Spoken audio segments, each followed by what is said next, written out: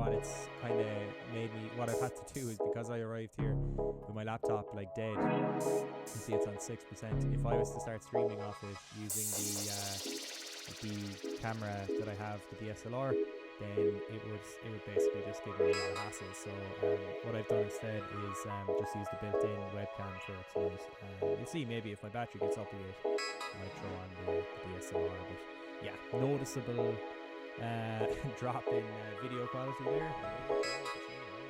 But yeah, anyway, maybe, I don't know, it's pretty crap, but it's pretty bad lighting in here, so I also have an open window behind me, so yeah, anyway, no excuses. Just to get on with it, so whoops, hopefully that tunes weren't too loud there. Yeah, I don't think they were. So what we're gonna do is yeah, I was working on this tune a little bit. Now I did do a little bit off camera, off stream, say. Oh, actually, I think I may have my comments sorted. So if anyone wants to message into the stream chat just to test, I don't know if there's anyone even on yet, but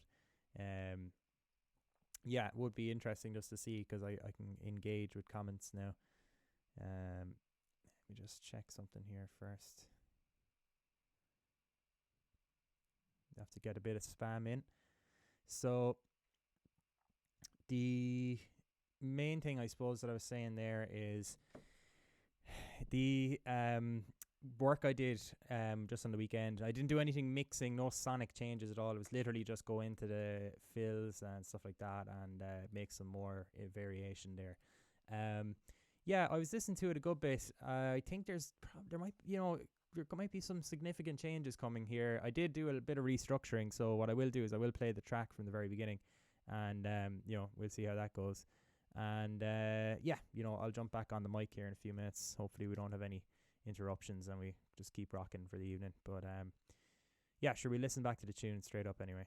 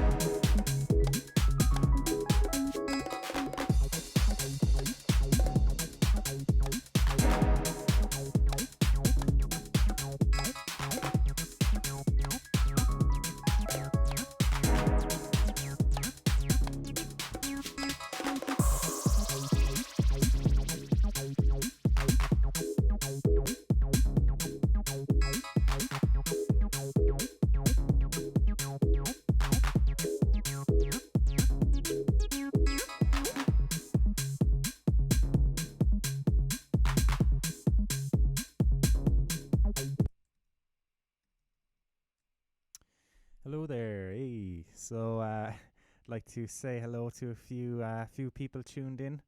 I have Mr. Ben Harris. Thanks very much. I believe you are Bon Sui. Good, yeah. Skunky Funk 69. I was put off by the username, but I believe that is the most excellent Adrian O'Connor Les Uns. That is, as mentioned previously, the talented Zatada music. Check his stuff out, although none of it exists online yet, so when it does. We have then the two boys looking for shout outs up in Naka. So anyway, that was just a test for the chat because it wasn't working for me previously, but now I can see it. I'm going to just jump back to the project here for a second because, as you can probably see, there was some structure changes made. Like, the structure is very similar, but I did try to make it a little bit different in that I emphasized the changes in section a lot more. So I used like kind of those, effects and different tension and release methods there. Pretty low vocals, they say. Let's have a look, see. Jump up there. Cool. So now, pretty low vols overall. Yeah, that is just how it is, my friend. Yeah, like you'll see that the volume in OBS there is up quite high. So yeah, I mean, I can go a little bit higher, but we're going into clip territory. So that's just the nature of live streams. Anyway, that's enough of that for a second. So what we'll do is I'm going to just mute myself here and I'm going to do a bit of work on the project, and I'll jump back in a few minutes then and have a chat about what we do. But should be grand. Yeah, thanks, Eric, jumping into my to my rescue there. What I'll do is I'll go right ahead and work on this, and as I said, I'll come back on and kind of go through the different things. Thank you very much.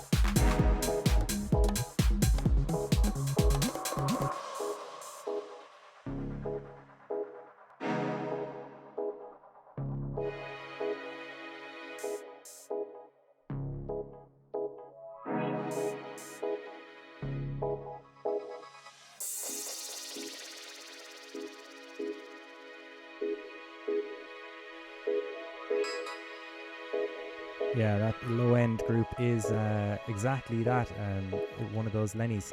But yeah, basically this is one of Zatada's techniques that he's just, one of his secrets he shared with us, and I'm going to try it out. I don't generally do it, so it could be shite, but sure, look, we'll see anyway. Hopefully it's grand.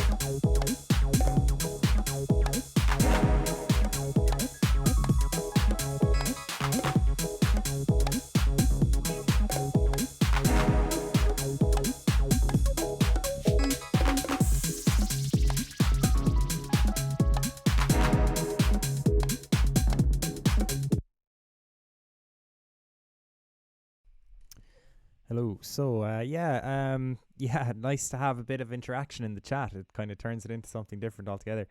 But yeah, I explained there at the start, Mr.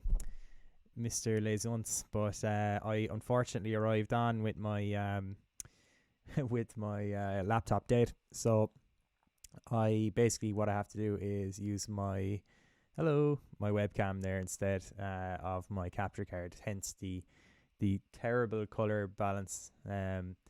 Like this is definitely a lot redder than I usually look, but yeah, that's the crack. So it's on the way up, the 10%. Unusual as that is, usually it's on the way down. But yeah, no, it's all good. It's not going to be draining, thankfully. So Anyway, look, what I did there, I don't know if this is somewhat counterproductive or whatever, but essentially I stuck like that drum bus on the low end, which is, as I said, that's Mr. Zatada's influence there. Now, I also then kind of went along and high shelved a lot of stuff, which probably was in, like countering my my whole kind of boosting of bass. I could have just left it out of as it was, and it probably would have been a nice balance. Now, one thing I will say is, from listening to the track in the car and a couple of other systems over the weekend, I did kind of find that the sound of the tune was very, very dry. Not that there wasn't any spatialization effects on there, but there was definitely like a lack of kind of saturation and general kind of feel to it. It sounded very like programmed and rhythmically. Maybe that's just me. Like, most people might be kind of thinking, I didn't think that at all. And fair enough, but I think the additional saturation there on the send is a really handy thing, particularly because I'm using the same, you might notice here, I'm using the same sends as I was in the original project. To anyone who's just tuning in there now, what I've done at this point is I've rendered all of my MIDI to audio and dropped it into a new project as what was solid files, like say this channel here. Now I've, as you can see, done quite a bit of chopping on a lot of these as well, which is kind of, no harm really, but it was kind of just additional production kind of stuff. A lot of people will be like kind of thinking now, like, isn't it a lot easier to kind of manipulate MIDI rather than audio? And that's fair, but just something kind of I like about just doing it with audio. It seems to, I don't know, I just prefer it, and that's kind of, I guess, my own personal taste. Someone could be like, no, why would you do that? Why wouldn't you just use MIDI? Totally understand why they would say that, but something about bouncing your MIDI to audio and then chopping up the audio a little bit further that just I like to do. So that's why it is the way it is at the moment. But as I said, I opened a new project and basically used the same sends. Now, I haven't really used any of the sends here except for the saturation that I know of anyway. Let's just have a quick look. A little bit of D, which is choir or chorus, is it? Oh no, long delay on my choir. Yeah. So the choir sound, right, which just to demonstrate it, you'll know it, but just want to make sure you hear it properly. It's that basically, that stab thing. So basically, I felt that was overall just too low in my mix. I wanted to be actually quite dominating in the mix. So I was like, let's just juice it up with a bit of saturation, give it some volume, and then I decided, right, actually it's kind of just the same crack over and over and over and over throughout the tune. So I said I'd drop an auto filter on there and just automate some just roll-offs of the low pass filter. You see it there. So it's basically just going up, coming down as phrase. Again, this is all marking phrases and causing tension and release and all that kind of stuff. So that was where I was going. So that's a little bit juicier now. Other than that, again, as I said, a lot of it was just saturation bar. What's the strings got a bit of delay, and nothing got chorus, which is kind of strange. Oh, actually, my toys did. There are the additional effects and impacts and stuff that I added from the Fred Everything sample pack. So that was added in here after the rendering from audio. So when I rendered it from audio, what I did was I basically just had the return effects printed to the audio as well. So everything kind of has that consistency of being put through the same spatialization effect, and in turn having a sound like it's in the same space. Now, these toys, this toys section, I'd call them toys, but they're just essentially impact effects. They weren't in the initial project, so they were dropped into this dry. So what I did was I then sent it to all the effects that I have on the already printed audio, and it just kind of gives them, it helps them sit in the mix a bit better, which is just a handy thing as to why you're probably seeing all these effects ends here still, even though the effects are printed to the audio. The saturation here, is getting a good bit of it, and that's just, as I said, just to kind of warm everything up, get those upper harmonics going. And try to make the mix sound a bit fuller, chunkier, kind of more analog if you want to go down that road, which as you can see, this is literally, that is the objective, is to make it sound more analog in that I'm driving it through this emulation of a saturation. I mean, it's some kind of preamp. I don't really know what it's emulating, the Hollywood one. I'm sure it's a real one if it's part of the Slate Digital bundle. I don't know what it is, but I have a fair bit of just saturation thrown up on it. And then I also have the tape machine here as well. So all of these are adding quite a bit of body and analog feel and warmth, if you want to call it. But essentially what it is upper harmonics, really. That's all it is. And yeah, it's kind of filling everything out nicely. So I'm going to just go back to it again, and I'll keep an eye on the comments. I see a few more Les Unts there. Yeah, banger of a tune, much appreciated.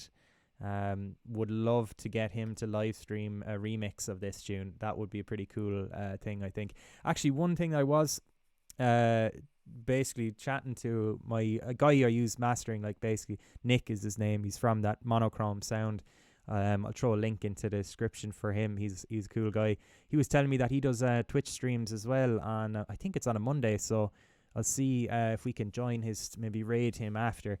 But what I was going to say was he actually said that he'd be interested in maybe doing a bit of a chat over a Zoom while we stream it about mastering and all that. So I was kind of thinking I'll finish this, send it to him to be mastered, and then when he masters it and sends it back, have a chat with him about it, see what his kind of mindset was when he was just listening to it originally, then a few tips and tricks. He said he has no problem sharing some secrets with us, which I thought was pretty cool.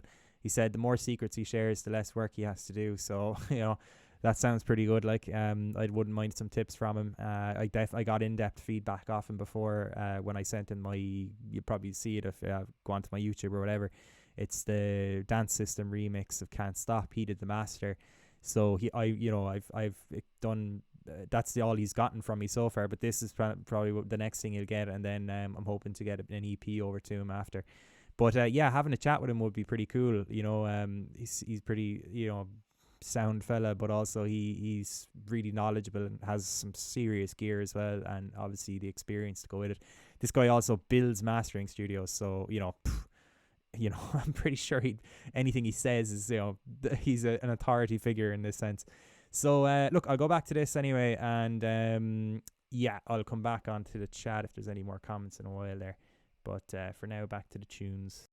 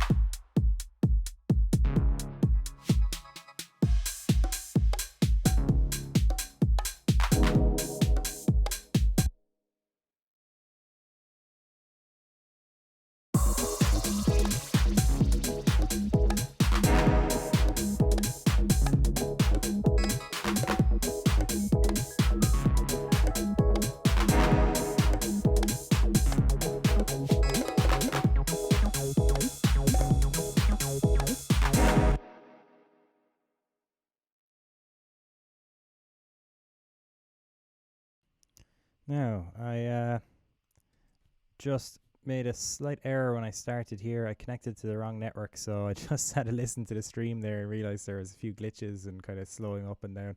Saw the dropped frames are at like 60,000, so yeah, might call this one a write-off for the live section, but what I'm going to do is I'm going to stop this, reopen OBS, do another 10 minutes or so, and then we call it quits for tonight. Now, apologies for the errors there. Should be streaming back again on Twitch, no hassle. Oops. There we are.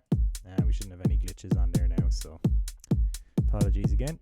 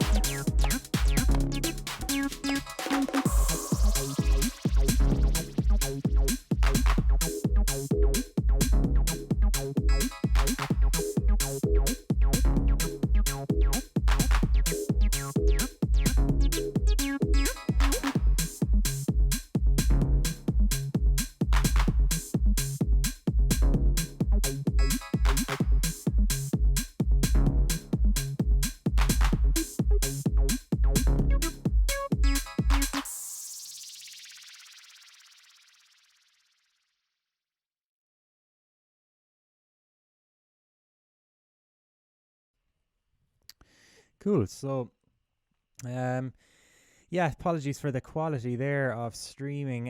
What I'll do is I'll upload the recording. The recording shouldn't have any of those glitches on it. It records local rather than what's actually being streamed. No dropped frames in the last 5 minutes, which is good, as opposed to 60,000 in the 50 minutes before. Anyway, that happens. So, yeah, what I'd like to, I suppose, just mention there, right, was sonically now it's a bit changed from the last time with a lot more juice, a lot more kind of boosted frequencies and all this. Now, right before I actually say when I imported this, I actually did explain this the last day as well. But basically what I'm going to say here is I went into every one of these. So I didn't go into them individually. I selected them all and I brought them down by minus 6 dB. Now I had a fair bit of headroom anyway from the previous project because I don't work at a very hot signal. I try not to clip on the master obviously it's a high priority not to do that. So I should have had quite a bit of headroom coming in. I put minus 6 dB on there anyway just to give me a little bit more, and in doing that it allowed me to kind of saturate and boost and all the rest without kind of having any risk of clipping. Now that's not to say that you want to kind of pay attention to your gain structuring as it goes. You want to make sure each one of these meters is in the green, not section in this one driven up into the red, and then this is just turned down in the next one. And you want to make sure you're doing it all kind of cleanly anyway. It's the main thing. So that then if you do want to add a bit of grit, it's actually complements your sound rather than any kind of like gritty digital just horribleness. So one thing that did happen though was I took this Anna to it's kind of the pluck there. I took it out of the bass group, even though it's very much in that frequency range. The reason I took it out is because the tail that's on it, I've heavily sidechained the bass group. So The tail was audibly being sidechained as well, which I didn't necessarily want. You could hear it kind of pumping, and it just didn't do it for me. So what I did do is I took it out here, and it's still it's actually not being sidechained at all now. Yeah, so it's the way I made the bass line, like the section I put it on there, like say of this, like you'll see it's kind of in between kicks, you see. So there's a transient from our attack of our kick, and here's another one. This one comes in right in the middle of it. So in that sense, look here, it's tailing off. So maybe, a little bit of side chain here mightn't be any harm, but it was very much kind of like, which I just didn't want. So I think this works a little bit better. Even if technically it might be a little bit dirtier, I don't think it's too dirty that, it's getting in the way. But it's definitely sounds a little bit fuller and nicer, I think, and a little bit more real as opposed to just a heavily side-chained group of just everything. Low end groups sounded pretty cool. I did a little bit of tiny bit of surgical EQ on it there, nothing major though. Just shaping it off a tiny bit. Probably could have done it with the parameters in the drum bus or with the dry and wet or the actual output volume, but I said fuck it, I'll just use the EQ here. I like to do it. I like to just use an EQ for these kind of things. They tend to fix any issues I have. I think it sounds a lot nicer now, a lot kind of fuller and rounder and just kind of more just there, what I'll do is I'm going to just actually do another render of my stems, and what that's going to be then is that's going to be our pre-master, and I'm pretty happy with with the arrangement of it now. I like the sounds. I think it's time now to do a pre-master. So yeah, that's going to go out then to mastering, but again, as I said, there's a couple of checks I want to do myself. Like I definitely want to first and foremost I want to listen to it in the car anyway. If it sounds good on that, we're laughing. Then it'll go to Nick. Nick tells me then whether or not it's good enough for him to look at. If it isn't, then I'll make a few changes. If it is, then he just gets stuck in and I hear back from him whenever it's done. What we will be doing in the meantime, while Nick has the tune, which could be tomorrow that he gets it, or maybe Wednesday, I'll see. Depends. Look, I'll sleep on it, listen to it in the car, as we said there, and kind of decide. Maybe Wednesday. We'll say Wednesday, just for just to be sure. Like, don't want to set any expectations there. Like, but say what I'll do is I'll send I'll listen to it. We'll kind of judge then, and see what the crack is. But yeah, I think it's pretty cool. I like it. Oh, actually, I don't know that I mentioned, but the phase of the kick was getting a bit upset there with the bass, and again, it's something that I'd emphasize all the time. Like, I'll just play it here again. Kick punchy, kick disappeary. So flip your phase. Phase can really affect it in the low end groups. Even with that amount of sidechain, like it can still just have a bit of an issue every so often. So it's absolutely no harm just to as you say there, just to put it in with the utility. Sorry, just to clarify, actually, to flip the phase, you're going left and right here. So it's in mono mode. Forget that. It doesn't matter. It's a mono signal. It's absolutely not relevant. Could be on, could be off. Wouldn't change it. Left and right flip of phase, and then it starts to sound more independent. So the frequencies that were actually getting in the way of it, when it was the bass lines frequencies that were getting in the way of our kick, they're now out of phase, and they also are complementing each other more as opposed to getting in the way of each other.